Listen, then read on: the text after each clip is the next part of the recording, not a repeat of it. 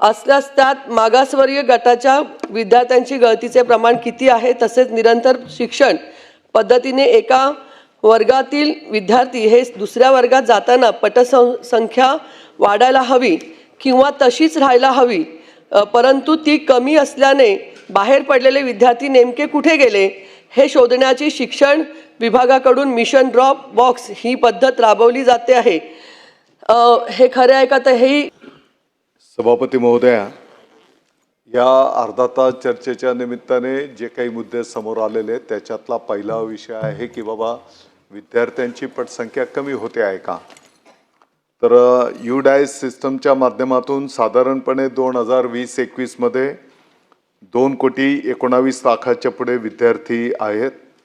21-22 मध्ये 2,20,00,000 विद्यार्थी आहेत। 22-23 मध्ये 2,08,00,000 विद्यार्थी आहेत। ही आकडेवारी 1ली ते 12वीच्या विद्यार्थ्यांच्या संदर्भातली आहे। 23-24 मध्ये 2,09,00,000 विद्यार्थी आहेत आणि 24-25 मध्ये 2,08,00,000 विद्यार्थी आहेत। ही UDICEच्या माध्यमातून आकडेवारी आपल्या सर्वांच्या समोर आहे।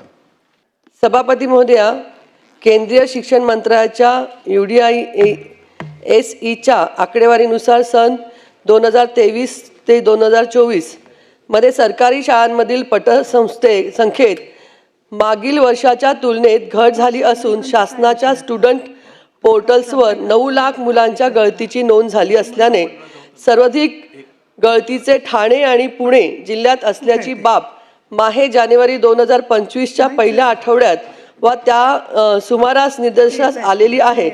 हे खरे आहे का? सभापती महोदया, याच्यातला दुसरा जो विषय आहे की बाबा या शिक्षण पद्धतीमधनं काही विद्यार्थी शाळेच्या बाहेर आहेत का। तर मला असं वाटतं की आता UDICE सिस्टमच्या माध्यमातून जे काही विद्यार्थी रेकॉर्डवर आहेत, परंतु आपण जर बघितलं असेल तर 10वी नंतर काही विद्यार्थी ITI, डिप्लोमा किंवा इतर शाळांमध्ये त्या विभागामध्ये ते प्रवेश घेतात, परंतु बऱ्याचदा ते विद्यार्थ्यांचं रेकॉर्ड हे या शाळेच्याच ठिकाणी असतं।